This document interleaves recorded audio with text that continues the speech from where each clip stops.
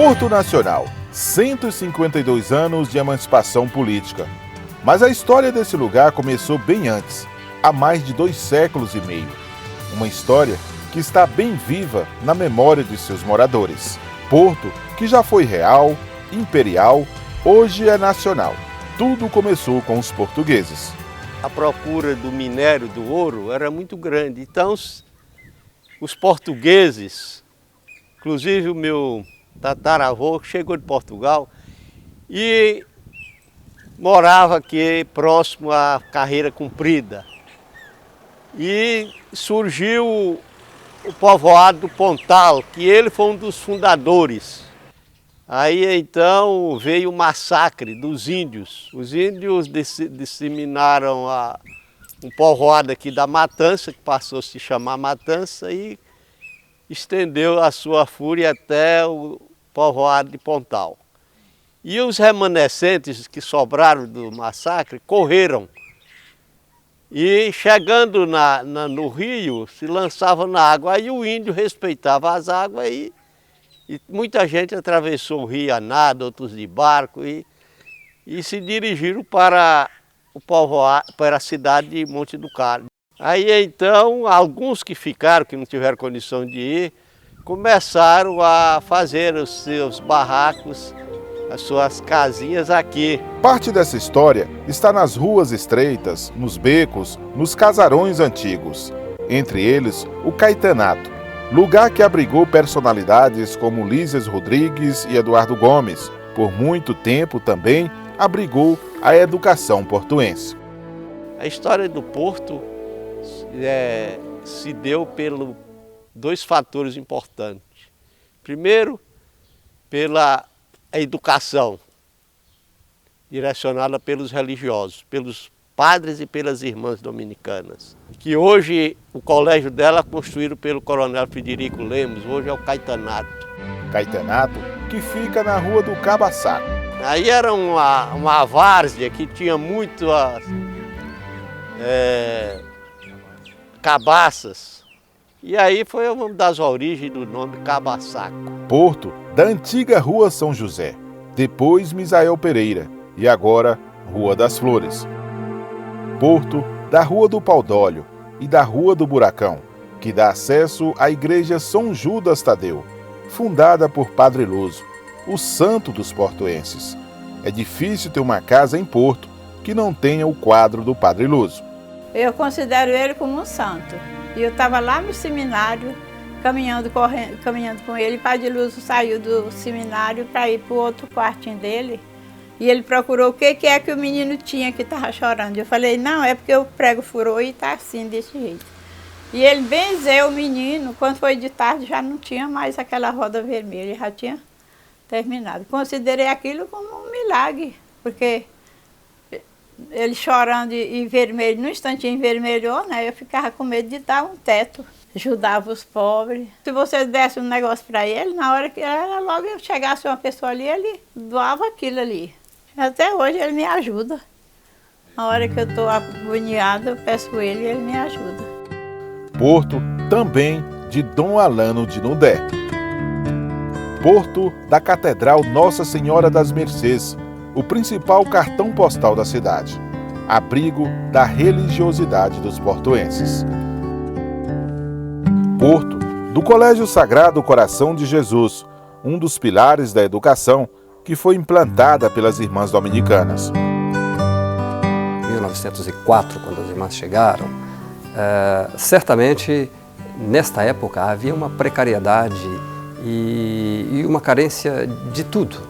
Não só as carências materiais naturalmente existentes, mas havia o distanciamento do centro do poder não permitia que aqui se tivesse uma infraestrutura mínima para a edificação das cidades, para a vida urbana. A comunidade era uma comunidade rural, a base da economia era fortemente sobre a agropecuária. Não havia uma rede de ensino institucionalizada pelo governo para poder ter escola para essa gente toda.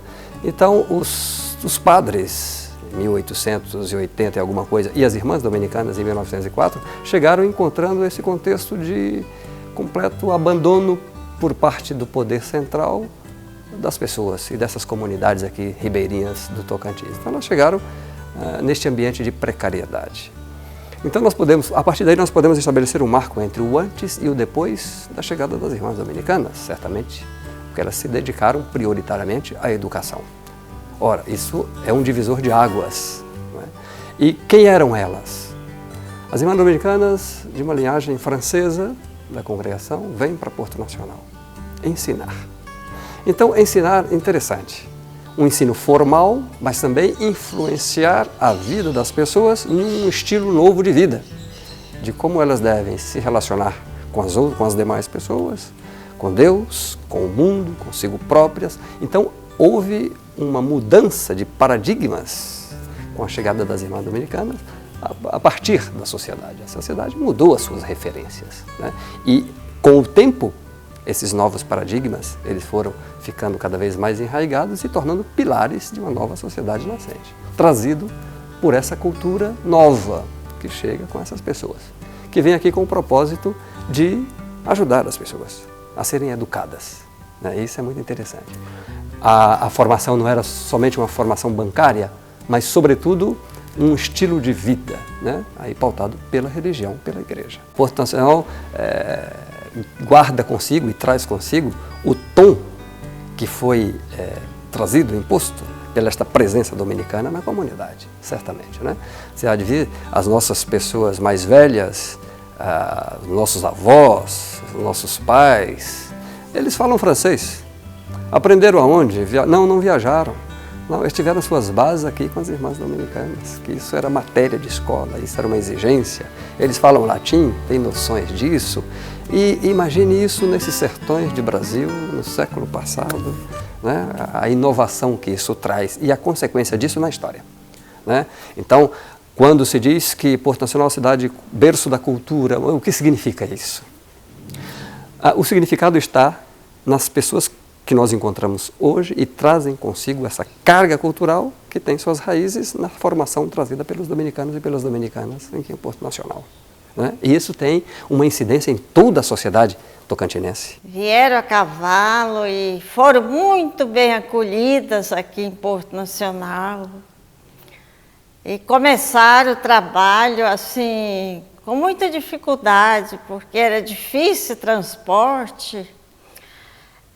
Mas elas eram amigas do avião da FAB, então elas responsabilizaram para acolher a eles,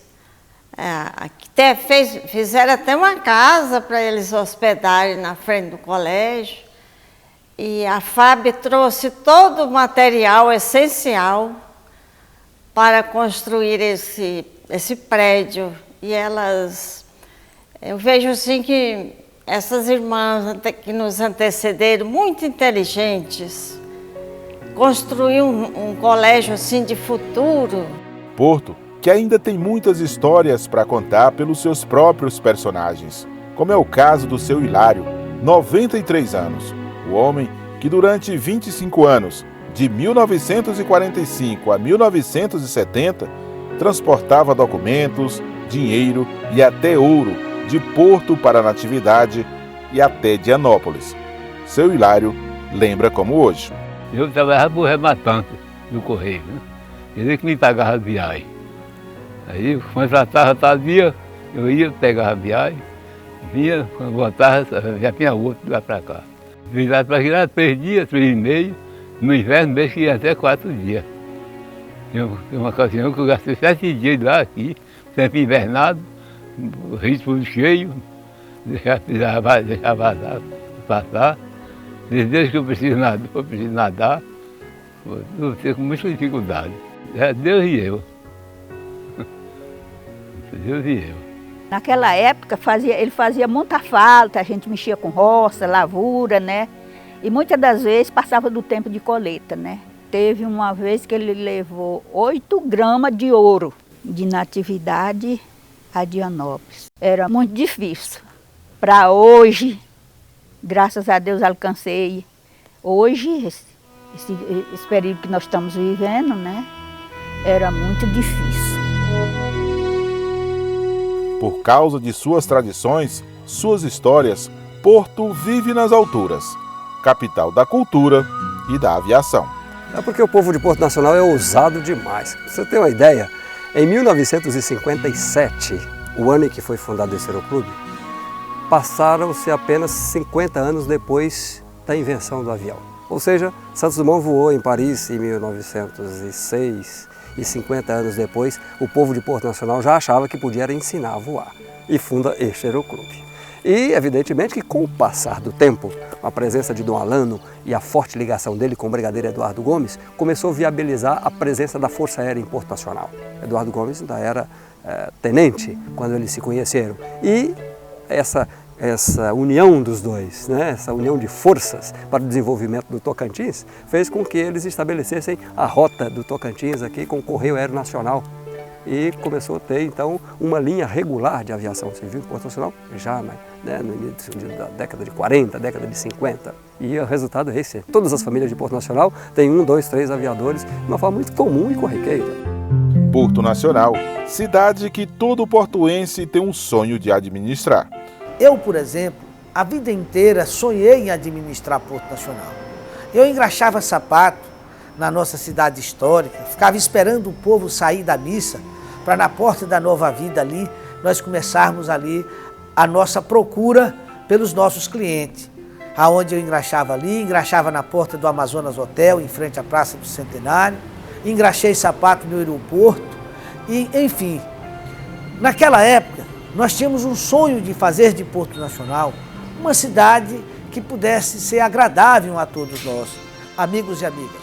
Nesse aniversário da nossa cidade e nos primeiros 6 meses do nosso governo, nós queremos dizer, estamos confiantes, vamos fazer de Porto aquela cidade que todos nós sonhamos, uma cidade bela, bonita e gostosa de se viver. Porto, mais do que nunca, é nacional, pois é um patrimônio do Brasil, orgulho de todos os portuenses.